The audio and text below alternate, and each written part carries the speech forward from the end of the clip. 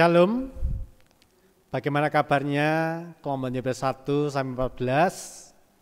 Tetap setia dan rindu beribadah bersetu bersama keluarga masing-masing secara online dalam persekutuan doa hari yang ketiga. Bersekutu tanpa bertemu, beribadah tapi di rumah. Mari kita bersama-sama memasuki panggilan beribadah. Pada malam hari ini mari kita membangun persekutuan doa dengan mengingat firman Tuhan dalam Yakobus 5:16. Karena itu, hendaklah kamu saling mengaku dosamu dan saling mendoakan supaya kamu sembuh. Doa orang yang benar bila dengan yakin didoakan sangat besar kuasanya. Dan dalam saat teduh, kita mengaku persekutuan doa hari ketiga pada penghayatan bulan keluarga dan hari menjelang hari ulang tahun gereja kita yang ke-19 ini, kita lakukan dalam nama Allah Bapa Sang Pencipta, Yesus Kristus Sang Firman Hidup, dan Roh Kudus Sang Terang Kehidupan. Anugerah dan damai sejahtera dari Tuhan Allah ada pada saudara sekalian. Amin.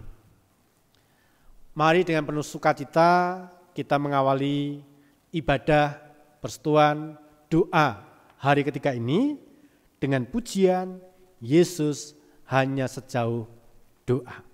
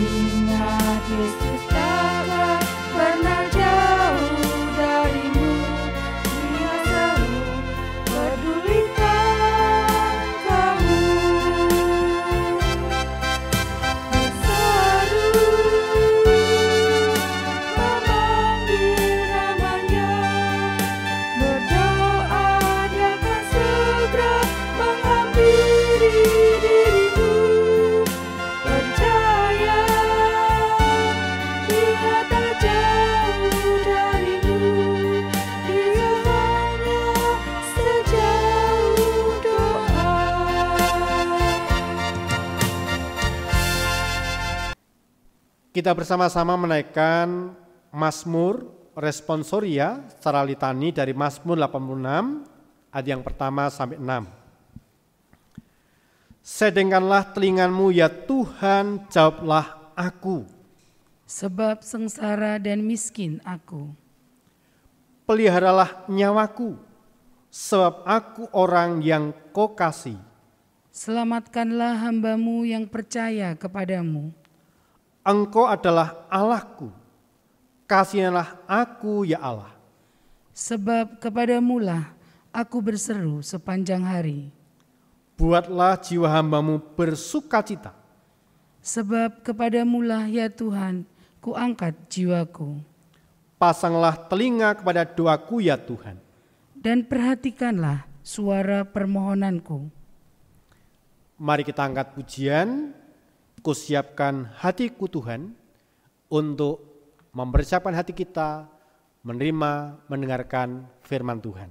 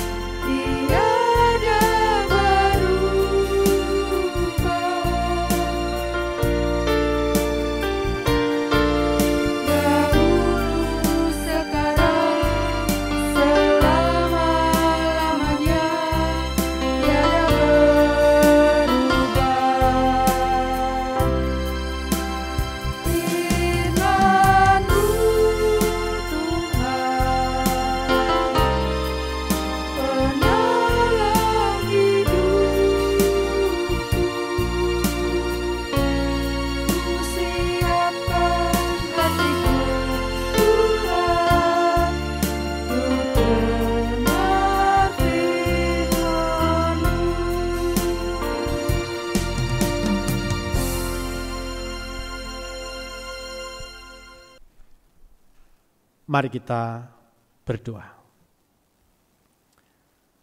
Allah Bapa Surgawi,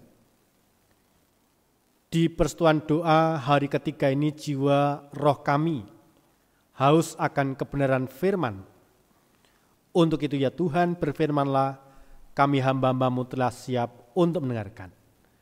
Di dalam nama Tuhan Yesus Kristus kami telah berdoa dan mengucap syukur. Amin. Bapak, Ibu, dan saudaraku yang dikasihi Tuhan, mari kita siapkan Alkitab kita masing-masing. Kita membuka dari kitab Perjanjian Lama, 1 Samuel 1, ayat yang pertama sampai ayat yang ke-18, yang berbicara tentang lahirnya Samuel. Demikian sabda Tuhan. Ada seorang laki-laki dari Ramataim Zofim dari pegunungan Efraim, namanya Elkana bin Yeroham bin Elihu bin Tohu bin Sub, seorang Efraim. Orang ini mempunyai dua istri, yang seorang bernama Hana dan yang lain bernama Penina. Penina mempunyai anak tetapi Hana tidak. Orang itu dari tahun ke tahun pergi meninggalkan kotanya untuk sujud menyembah dan mempersembahkan korban kepada Tuhan semesta alam di Shilo. Di sana yang menjadi imam Tuhan ialah kedua anak Eli, Hofni dan Pinehas.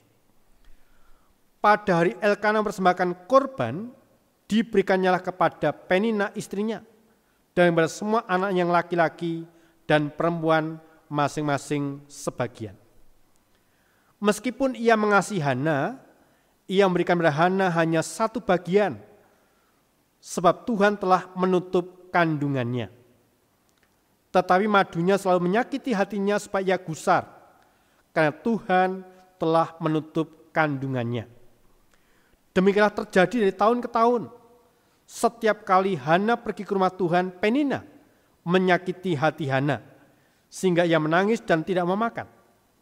Lalu Elkana suaminya berkata padanya, Hana, mengapa engkau menangis dan mengapa engkau tidak mau makan? Mengapa hatimu sedih?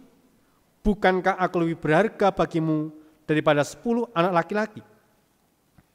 Pada suatu kali, setelah mereka habis makan dan minum di Silo, berdirilah Hana. Sedang Imam Eli duduk di kursi dekat tiang pintu bait suci Tuhan. Dan dengan hati pedih ia berdoa pada Tuhan sambil menangis terseduh-seduh. Kemudian bernasarlah ia katanya, Tuhan semesta alam, jika sungguh-sungguh engkau merhatikan sengsara hambamu ini dan mengingat kepadaku dan tidak melupakan hambamu ini, tetapi memberikan padamu hambamu ini seorang anak laki-laki, maka aku akan memberikan dia pada Tuhan untuk seumur hidupnya, dan pisau cukur tidak akan menyentuh kepalanya. Ketika perempuan itu terus-menerus berdoa di hadapan Tuhan, maka Eli mengamat-amati mulut perempuan itu. Dan karena Hana berkata-kata dalam hatinya, dan hanya bibirnya saja bergerak-gerak, tetapi suara yang tidak kedengaran, maka Eli menyangka perempuan itu mabuk. Lalu kata Eli kepadanya, berapa lama lagi engkau berlaku sebagai orang mabuk? Lepaskanlah dirimu daripada mabukmu. Tetapi Hana menjawab, bukan tuanku, aku seorang perempuan yang sangat bersusah hati.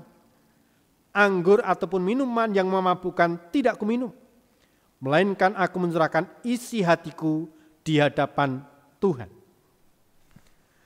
Janganlah anggap hambamu ini seorang perempuan dursila, sebab karena besarnya cemas dan sakit hati, aku berbicara demikian lama. Jawab Eli, pergilah dengan selamat, dan Allah Israel akan memberikan kepadamu apa yang engkau minta daripadanya. Sesudah itu berkatalah perempuan itu, biarlah hambamu ini mendapat belas kasihan daripadamu. Lalu keluarlah perempuan itu, ia mau makan dan mukanya tidak muram lagi. Demikianlah pembacaan bagian firman Tuhan dari kitab Samuel yang berbeda mereka yang mendengarkan, memerhatikan, dan melakukan firman Tuhan dalam kehidupan hari lepas hari. Haleluya. Kita kemarin sudah belajar dari keluarga Rut dan Naomi. Sore hari ini, dalam persekutuan hari yang ketiga, kembali kita belajar tentang kehidupan sebuah keluarga. Bapak, Ibu, dan saudaraku yang dikasih Tuhan, ada sebuah syair lagu dangdut yang kira-kira syairnya lebih baik sakit gigi daripada sakit hati. Kira-kira itu penggalan kalimat sebuah lagu lawas yang cukup familiar di telinga kita. Siapa di antara panjenengan semua di rumah masing-masing yang pernah sakit gigi? Sakit gigi biasanya terasa begitu menyiksa. Meskipun nampak sepele, namun bisa sangat mengganggu orang yang merasakannya atau yang mengalaminya. Makan tidak enak, tidur tidak nyenyak, bekerja apalagi. Orang yang sakit gigi cenderung menjadi sangat sensitif dan emosional. Itu baru sakit gigi. Tapi jangan khawatir. untuk sakit gigi sudah banyak obat yang ditemukan. Ada yang berupa minyak, ada yang berupa balsem, ada yang berupa puyer, tablet, bahkan obat kumur. Selain itu sudah banyak dokter dan klinik gigi yang sudah banyak tumbuh. Jadi ada harapan untuk bisa sembuh ketika panjenengan sedang sakit gigi. Pertanyaannya adalah, bagaimana kalau sakit hati? Gejala luarnya mungkin tidak terlihat mirip sakit gigi. Mungkin ada kemiripan sih, makan tidak enak, tidur tidak nyenyak juga, nggak ada semangat belajar, nggak ada semangat untuk bekerja, sensitif, emosional. Yang sangat membedakan adalah apotek-apotek tidak menjual obat sakit hati. Dokter spesialis sakit hati belum ada. Itu makanya lagu tadi mengatakan masih lebih baik sakit gigi daripada sakit hati. Tapi itu bohong kalau yang sudah mengalami sakit gigi. Rasanya mboten enak. Nah, sayangnya sakit hati bisa datang kapan saja, di mana saja, dan bisa dialami oleh siapa saja. Begitupun dalam kehidupan keluarga kita, tidak kebal dari sakit hati. Bahkan keluarga bisa menjadi salah satu tempat yang rawan bagi terjadinya sakit hati, bagi terjadinya kepahitan, luka-luka batin. Kalau yang masih ingat materi persekutuan doa yang pertama, ketika tidak ada kejujuran, ketika tidak ada pengakuan, ketika tidak ada keterbukaan, maka akan ada luka-luka batin, akan ada sakit hati. Nah, untuk memahami hal ini, mari kita perhatikan kehidupan keluarga Elkana. Mumpung ini masih pada bulan keluarga. Mumpung hari ini kita juga mempersiapkan keluarga kita masing-masing, keluarga besar, GKJ Bres untuk menyambut ulang tahun yang ke-19. Elkana adalah seorang laki-laki yang memiliki 2 istri. Bapak-bapak jangan contoh loh. Ini hanya cerita dalam Alkitab. Cukup 1 istri. Ya. Memiliki 2 istri yang namanya Hana dan Penina. Alkitab menjelaskan Hana tidak mempunyai anak. Sedangkan Penina mempunyai anak-anak lelaki dan perempuan. Elkana adalah seorang yang saleh, orang yang taat dan setia menjalankan aturan agamanya. Ia juga mengasihi istri-istri dan anak-anaknya. Jadi yang perlu dicontoh adalah Elkana taat setia, mengasihi istri dan anak-anaknya. Tapi bukan yang istrinya 2 tadi jangan dicontoh. Tapi contohlah yang tadi setia, yang taat, ya, yang mengasihi keluarga, itu yang perlu dicontoh. Nah, bagi Hana, seperti juga lazimnya orang-orang pada masa itu, tidak mempunyai anak bukanlah hal yang sepele. Bukanlah hal yang gampang untuk diterima dan dihadapi. Bahkan tidak mempunyai anak seringkali dianggap sebagai sebuah kutukan. Kalau panjenengan perhatikan ayat 5 dan 6 mengatakan Tuhan telah menutup kandungannya. Ayat 5 dan 6. Tuhan telah menutup kandungannya.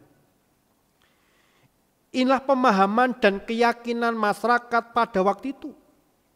Seolah-olah Hana adalah seorang perempuan yang menerima kutukan dan hukuman dari Tuhan. Celakanya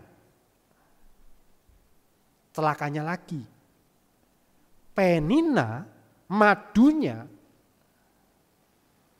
selalu berusaha dengan secara sengaja untuk menyakiti hati Hana sehubungan dengan keadaannya itu. Ayat 6 menyebutkan, tetapi madunya selalu menyakiti hatinya supaya ia gusar. Dan ayat 7, demikianlah terjadi dari tahun ke tahun, setiap kali Hana pergi ke rumah Tuhan, Penina menyakiti hati Hana. Perhatikan, sakit hati, luka batin, datanya ternyata tidak dari luar. Bisa saja terjadi dari anggota keluarga kita yang terdekat. Ketika terjadi satu perselisihan, terjadi satu problema masalah, maka timbul tadi luka batin. Dan itu bisa disebabkan oleh orang-orang yang dekat dengan kita. Bagian anggota keluarga kita. Nah, persoalan ini sebetulnya sudah diketahui oleh Elkana. Namun rupanya Elkana tidak bisa berbuat banyak. Ia hanya bisa menghibur Hana dengan kata-kata manisnya. Ayat 8. Selebihnya Elkana membiarkan Penina terus membuli, menyakiti hati Hana terus menerus dari waktu ke waktu, dari tahun ke tahun. Itu yang dilakukan oleh Penina. Buktinya peristiwa itu terjadi terus menerus dari tahun ke tahun. Bukankah seorang suami pada waktu itu mempunyai kekuasaan yang besar dalam rumah tangganya?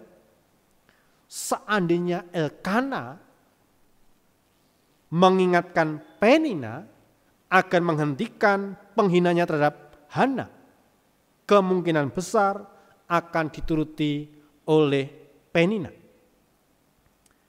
Namun sepertinya hal itu tidak dilakukan Elkana. Mungkin Elkana dan masyarakat pada umumnya menganggap penghinaan terhadap Hana adalah sebuah kelaziman. Sesuatu yang biasa, sesuatu yang dianggap lumrah. Mereka berpikir bahwa tidak ada yang salah dengan orang yang mengejek Hana karena keadaannya memang begitu. Dan seharusnya Hana dengan tabah menjalani, menerima kenyataan yang dihadapi. Bapak Ibu dan saudaraku yang dikasihi Tuhan, sakit hati yang dirasakan Hana semakin hari semakin parah. Ia sudah tidak kuat lagi menanggung bulian, menanggung suara-suara sumbang yang ia dengar dari masyarakat sekitar, bahkan dari madunya, Penina. Maka suatu kali ketika keluarganya pergi ke Silo untuk mempersembahkan korban, Hana berdoa pada Tuhan dengan hati yang pedih. Ia berdoa demikian di ayat 10. Tuhan semesta alam, jika sungguh-sungguh Engkau memperhatikan sengsara hamba-Mu ini dan mengingat kepadaku dan tidak melupakan hamba-Mu ini, telah memberikan pada hamba-Mu ini seorang laki-laki, maka Kau memberikan dia kepada Tuhan untuk seumur hidupnya. Dalam kondisi, dalam suasana sedih, Hana tidak menyalahkan Tuhan atas apa yang dialaminya. Hana tidak menuduh Tuhan berlaku tidak adil padanya. Ia hanya mohon belas kasihan dengan segala kerendahan. Doa Hana menunjukkan bahwa selama ini ia selalu percaya bahwa Tuhan memperhatikan sengsaranya dan tidak melupakannya. Saat itu ia memohon peneguhan dari Tuhan atas keyakinannya. Hana berdoa dengan sungguh-sungguh untuk waktu yang cukup lama, sehingga mencuri perhatian Imam Eli. Sayangnya sang imam justru menyangka Hana sedang mabuk. Penyebabnya adalah Hana berdoa dalam hati. Hanya mulutnya saja yang bergerak-gerak sehingga Imam Eli tidak tahu apa yang dikatakan oleh Hana. Mungkin pada waktu umumnya orang berdoa dengan suara yang keras yang bisa didengar orang lain. Tuhan Yesus pun pernah menyampaikan perumpamaan mengenai pemungut cukai dan orang Farisi yang berdoa di bait Allah. Perumpamaan itu menunjukkan bahwa mereka berdoa dengan suara keras, setidaknya bisa didengar oleh orang di sekitarnya. Nah, yang dilakukan Hana itu berbeda dengan orang kebanyakan. Ia berdoa tanpa suara, hanya mulut berkomat kamit. Mengapa begitu? Ada beberapa alasan, beberapa hal yang bisa menjadi alasannya. Yang pertama, karena kesedihan Hana terlalu dalam sehingga tidak terucapkan dengan kata-kata. Saking sedihnya, perasaannya, sehingga dia hanya mengungkapkan dalam hati. Kedua, karena Hana merasa tidak perlu orang lain mendengarkan isi hatinya.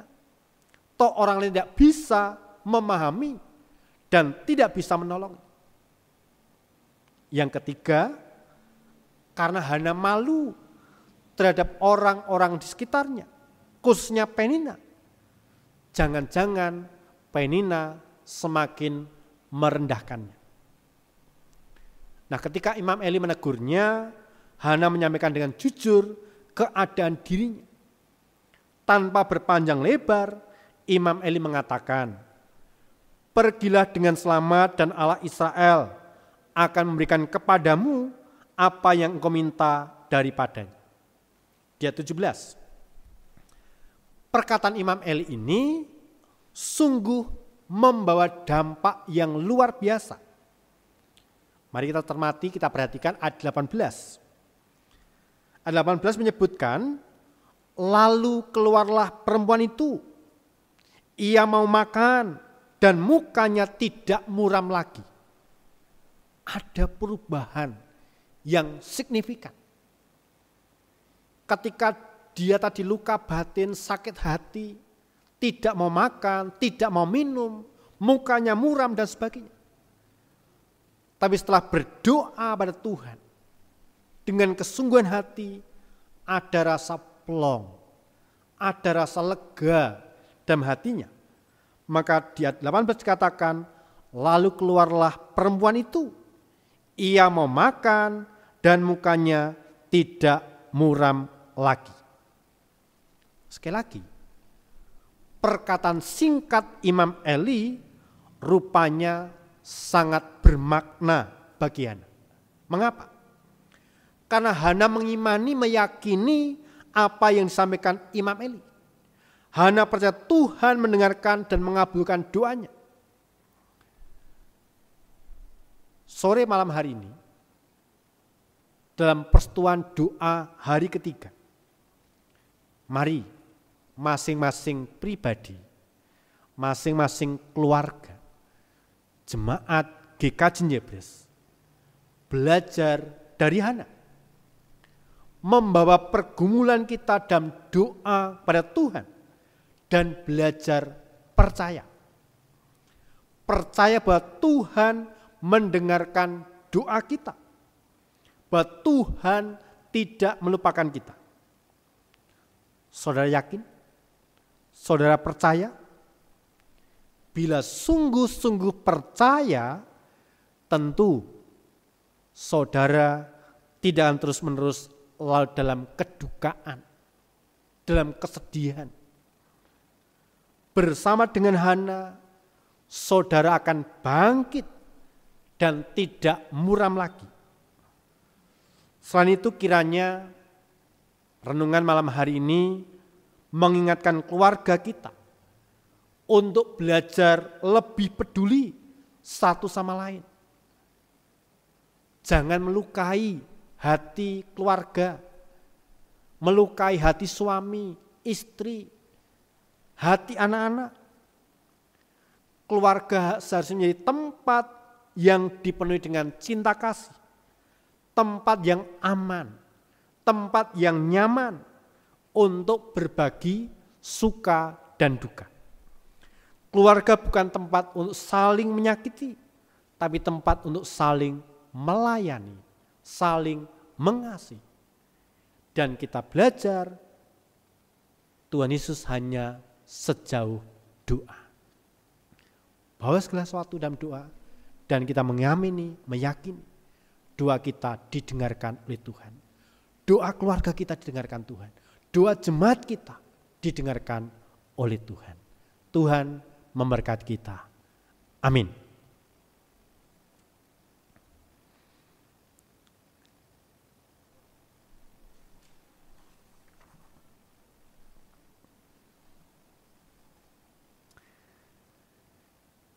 Kita bersama-sama menaikkan syukur dalam persembahan dengan mengingat firman Tuhan dalam Amsal 3:9-10 yang demikian bunyinya. Muliakan Tuhan dengan hartamu dan hasil pertama dari segala penghasilanmu, maka lumbung-lumbung akan diisi penuh sampai berlimpah-limpah, dan bujana pemerahanmu akan meluap dengan air buah anggurnya. Kita pujikan syukur kita dengan nyanyian umat berkat anak cucu. Berkat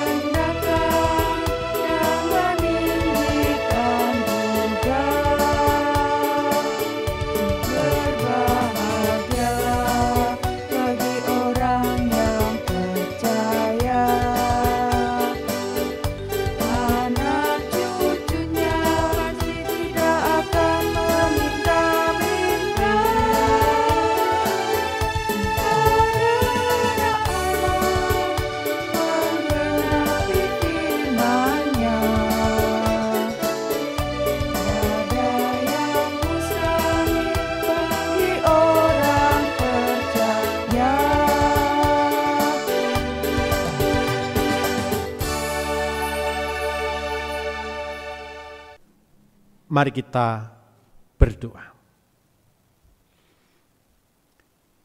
Tuhan, dalam persekutuan doa hari yang ketiga ini belajar, Engkau hanya sejauh doa.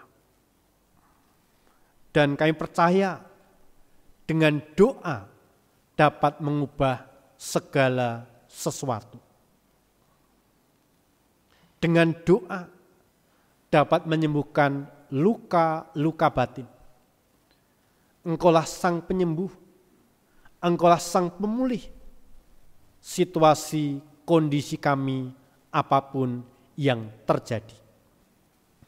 Oleh karena itu kami belajar menyerahkan keluarga kami masing-masing ke dalam tangan pengasihan dengan situasi kondisi yang ada. Engkau melawat, Engkau menilik keberadaan kami masing-masing. Engkau berkati kami ya Tuhan. Dan sore malam hari ini dalam persekutuan doa hari yang ketiga ini kami tidak menaikkan doa-doa kami pribadi. Dengarkanlah isi hati kami ya Tuhan.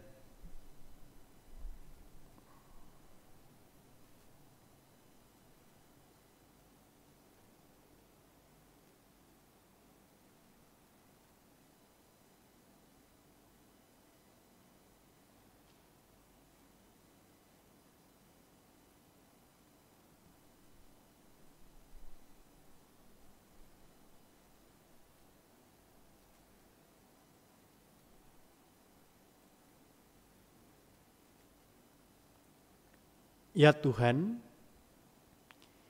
inilah doa-doa pribadi kami, doa untuk keluarga kami, doa untuk anak-anak kami, untuk pekerjaan kami, untuk masa depan kami, dan kami yakin Tuhan mendengarkan seluruh isi doa kami, seperti Engkau mendengarkan doa Hana. Tuhan, kami bersyukur atas penyertaan-Mu, kasih-Mu dalam serangkaian kegiatan HUT gereja kami yang 19. Kami bersyukur untuk kegiatan Baksos di minggu yang lalu sudah berjalan lancar tanpa kekurangan apapun. Kami boleh Tuhan izinkan melakukan persekutuan doa hari pertama, hari kedua, dan ketiga malam hari ini berjalan dengan baik meskipun secara online. Bila kami boleh bersatu dengan keluarga kami masing-masing di rumah dengan penuh sukacita, terus mencari Engkau, mencari hadirat-Mu. Berkati gereja kami, GKJ Bres, yang besok sore kami akan bersama-sama melakukan ibadah ulang tahun gereja kami yang ke-19. Mampukan kami terus menghayati kasih Tuhan, penyertaan Tuhan dalam perjalanan gereja kami, perjalanan umat-Mu, jemaat yang dewasa sampai di usia 19 tahun ini. Kami yakin anugerah-Mu luar biasa, berkat-Mu luar biasa.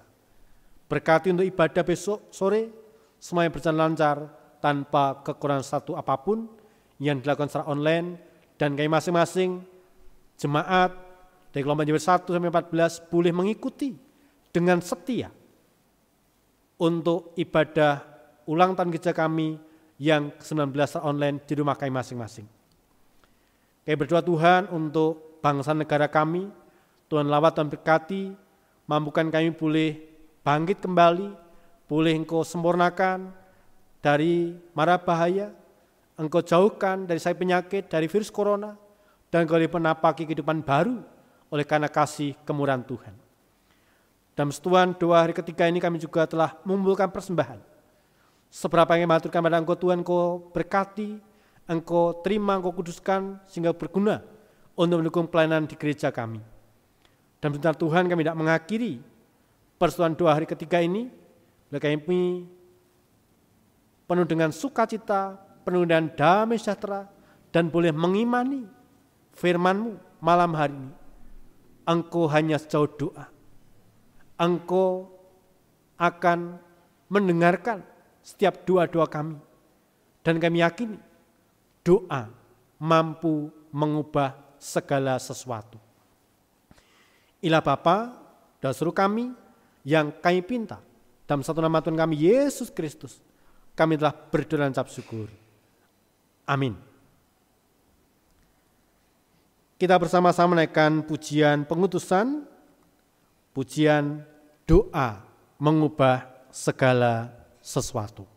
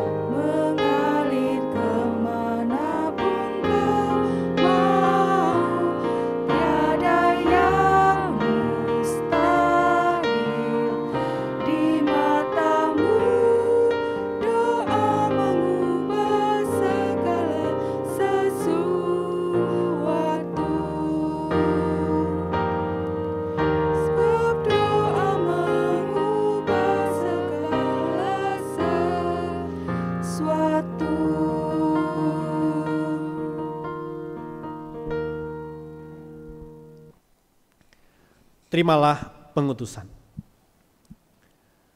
Mari mengarahkan hati kepada Tuhan. Kami mengarahkan hati kepada Tuhan. Jadilah keluarga yang terus tiada jemu-jemu berdoa dan mencari Tuhan. Kami siap menjadi keluarga yang terus senantiasa berdoa dan menghidupi setiap doa kami.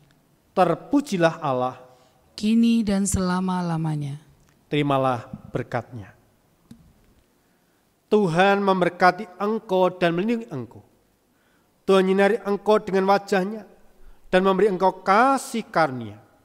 Tuhan menghadapkan wajah-Nya kepada engkau dan memberi engkau kasih, damai, sejahtera. Amin.